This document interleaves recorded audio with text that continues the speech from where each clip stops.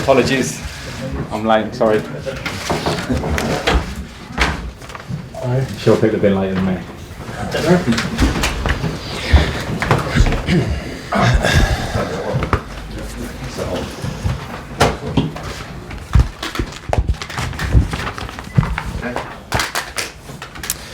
Good afternoon, welcome back. We do it in the usual process today, so there'll be the broadcast section first, followed by the dailies, and then the Sundays to finish. And we will start off with Gary from Sky Sports. Hi Frank. So many big occasions in your career, but are you excited? Yes, been excited from the first moment that the job was confirmed.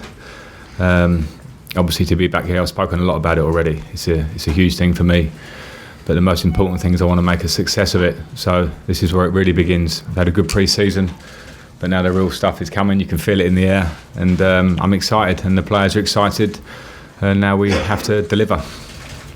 You're the youngest manager in current Premier League.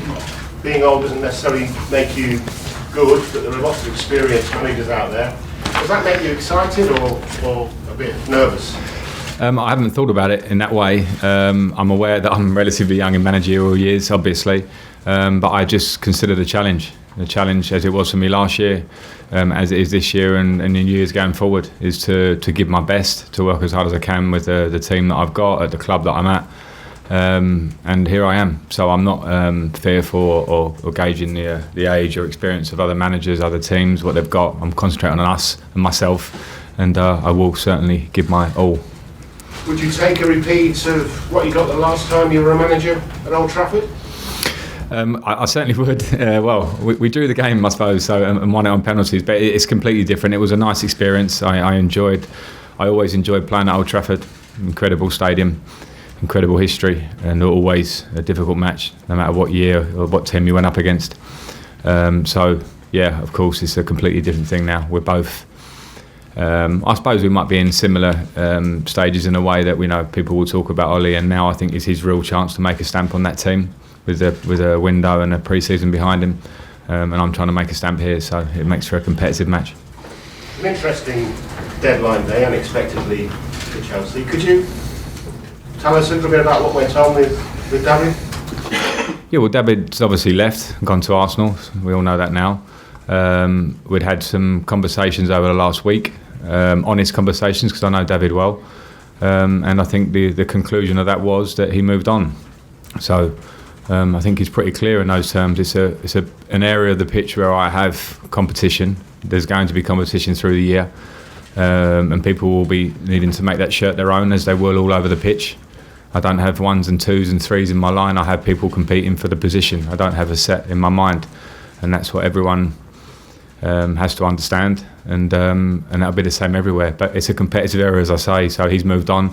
I and we as a club certainly wish him the absolute best, because he's been part of a lot of really good things in our recent history. And now he goes on to play elsewhere, and we must focus on ourselves. There's talk of fallouts, disruptions, strikes. Can you say, are there any of those? Well, there certainly wasn't any strikes, so I'll make that clear straight away. And in terms of fallouts, no, there weren't. There were, as I say, honest conversations. I think as a player, I always respected honesty from a manager, whatever the news.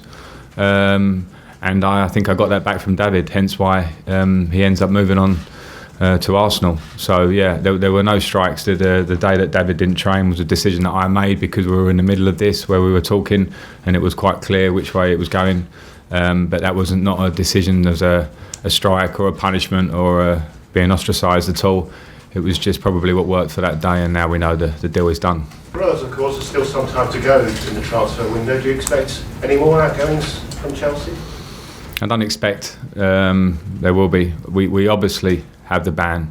We obviously haven't been able to make moves in terms of bringing players in. So I'm very happy with the squad I've got now, and my focus is working with the players that we've got. So we'll see as the next couple of weeks, or until the European window's shut, where we're at. But I think you saw the big moves obviously yesterday. Sorry to ask you again, but is there any update at all on Callum and the new deal? No, on Callum there's not. The clubs are talking. we want him to stay. I want him to stay. We hope Callum stays. Simple as that. And the better news is that he's working hard on his fitness and he's back out on the pitch. So from my point of view right now, that's the really good news. And of course, as a club, would like that to be longer term. John, what's it been like watching the transfer window going around you and not being able to do anything? Frustrating? Well, I was very aware of it. I suppose I shouldn't be too frustrated because I knew what I was coming into. The club knows what it is. I see it as an opportunity in different ways, and we know that with the younger players, and it's certainly a challenge for not just myself but the whole club. Can we remain competitive when we are in this position? I believe we can, and we just have to accept that and use the challenge of what we've got and have absolute belief in what we've got, because I think with the ban it's been very easy to write off this squad somewhat, and I'm not writing it off. I'm saying that we are hungry to try and prove everybody that we will be up there this year, and I believe in the squad. Can it work in your favour, people actually not expecting so much from you maybe this season? I don't know. I don't know if that matters too much. I mean, I don't know. Well, I think what's important is that you have one target within the group that we have, and then everyone else has their targets or their ideas of what might come, predictions, etc. I don't think they matter too much. What matters is how we approach it. And if I was a Chelsea manager who said I'll settle for 6th place this season or 4th place or even 2nd place, that's not the mindset. So I'm not. But we'll see how we go. What would be a successful season, you think? Well, I mean, the Manchester City and Liverpool showed the rest of us that there's a gap last year in the league. So that's a gap that everybody has to try and make. So we're striving to do that. I don't want to get too far ahead of myself to say this position will be success. As I say, we will aim to win.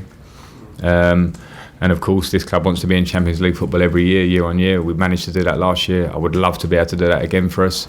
But I don't want to say I'm settling for 4th place. But we're realistic, and we know that we'll have to be at our absolute best. We'll have to work every day to improve to try and stay right up there with the big boys. last one, John. Is that gap reasonable, do you think, to get Yes. to the top two for anybody? Yes, Yeah. because this is football, and we have to only admire some of the points tallies and football played by the Manchester City and Liverpool last year. But football is never. One of the beauties of it is when every season starts again, you all start a game fresh, and then it's up to you what you do. And they're fantastic teams, yes, but we have to try and rise to that challenge, as do other clubs. Thanks. Moose. Sunday's game, is it bigger for Ollie or is it bigger for you? I don't really know. I mean, it's a big game for us both, without a doubt. We're both, I suppose, the similarities that I touched on before were the fact that it's two huge clubs that have had huge success in the last, since I was playing, in the last 10, 15, 20 years, and we know the history of Manchester United, but we both have the same idea that we want to be successful and we want to up our game again slightly. Chelsea have been winning things, but of course we want to be competing for first place, and this is the start of that. So I think it's just huge for us both. I can't say, I certainly feel it's huge, and he will too. You've got a lot of young players for whom their whole ambition since an early age, when they joined the club and the academy, has been to wear the blue shirt at Stamford Bridge. Likes of Tammy, likes of Mason Mount.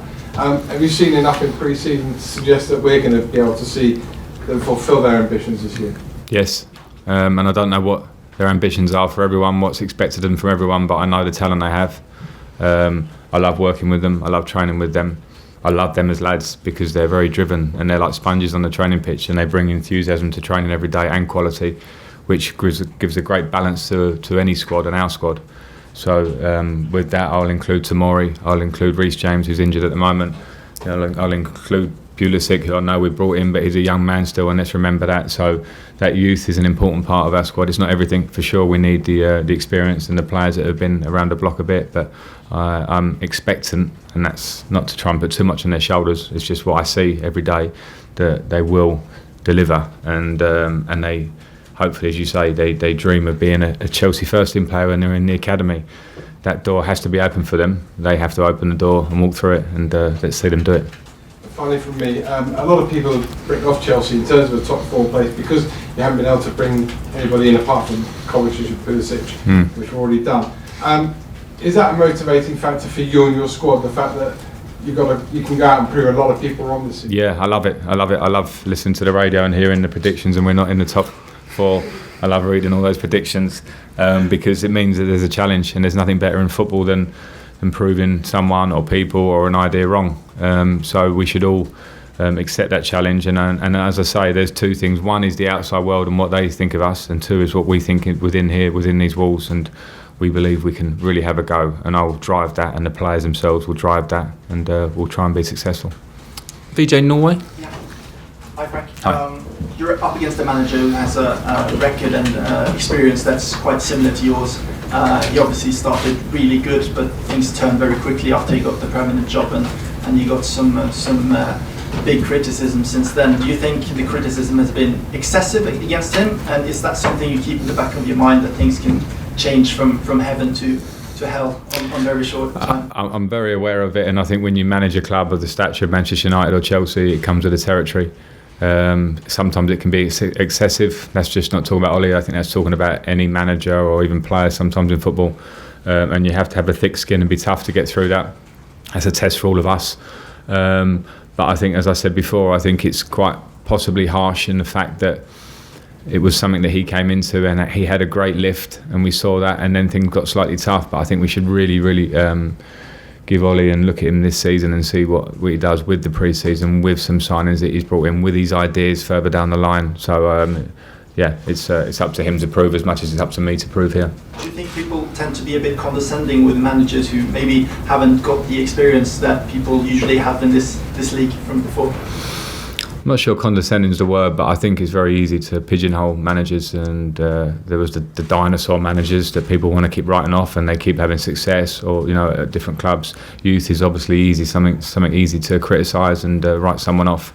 I think when you're in a job, you have to park that to the side, all of that, because the only one thing that matters is what you do. It's how your team performs, it's how your team gets results, and you're judged on that at the end of the day. So I certainly don't listen to too much of he's too young, this situation or whatever. What matters is what I do every day.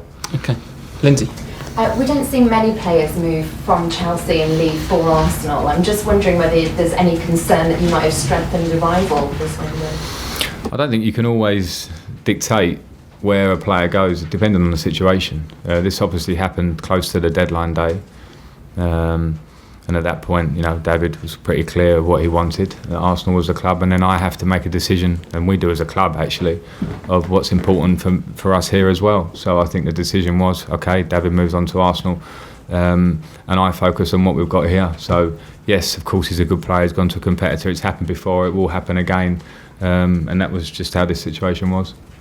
Okay, last two, Carrie and then Beeves London. Frank, have you prepared your speech in that dressing room? You're going to go in, it's going to be the dressing room that you played in, not exactly your dressing room, the away dressing room, but have you prepared what you're going to say to them? No, I haven't yet. But there's a lot to prepare, and we're watching Manchester United. We'll have meetings and have more, and have a meeting in the hotel, so I won't be unprepared by then. But yeah, I will speak to the players as I feel it. I'm not one for absolute schedule or to be rigid or to say the same every game. It has to feel that as part of, I think, your job is to feel the atmosphere, say the things you feel need to be said. I think by that moment all the tactical work is pretty much done, and the message will be something around having passion, giving everything, fighting for the team individually and collectively. Those are the basics. You can't go to Old Trafford and expect a result if you don't do the basics, and the players will be reminded of that, but yeah, I haven't thought quite yet. Can I just get the team news from you? And I'm just wondering, David Luiz seemed to be disrupted quite near to the end of the transfer window. Are you concerned there may have been any contact made beforehand? Sorry, in what way? From Arsenal? Any contact from Arsenal to David? No, I'm not concerned at all. No, I don't. No. And team? Team, yeah. Sorry, I was put those questions into one. I got lost there. Sorry. The team news. Well, we have Kante fit, as in he's fit. Is he match fit? Is a question that I'll have to decide right up until the end. Everyone else is pretty much fit. We have the ones that we know are outstanding. Willian is working to be fit, and it's probably come slightly too soon for him. Possibly Rudiger in the same, but Rudiger's been training with us for a few days now. That's for me again to gauge over the next 24, 48 hours till Sunday. But yeah, I know the squad I've got. I pretty much know where we're going. We train well, so we're there. Okay, last question, John. Frank, 13 years at the club, so many trophies, so many memories. Just tell us again what it means to you, the club itself, and to sit here now as the manager on the eve of the new Premier League season. Well, it means a great deal, and I don't want to take it for granted, because it's an incredible feeling for me to set out 1 year ago in management and then to have the opportunity. I'm very proud to manage this club. It means so much in terms of the affiliation I have with the fans. From the day I moved across town to play for the club, it became my club instantly. And even when I moved on at the end of my career, everybody knows how I feel about Chelsea. So to manage them is an amazing thing for me. But I am past the surreal feeling. I'm in the job now, and I'm sitting here, and I know what the office looks like. I know everyone again. I've met the new faces that I didn't know before, and the important part of the job now is what I do on the pitch. So, as I sort of mentioned in my first answer, I'm very dedicated to the task of not just being Chelsea manager. I want to be a successful one. Okay, thank you very much. Cameras off, please. Thanks, Frank. Daily Thanks. newspapers Thank now. you. Thank you.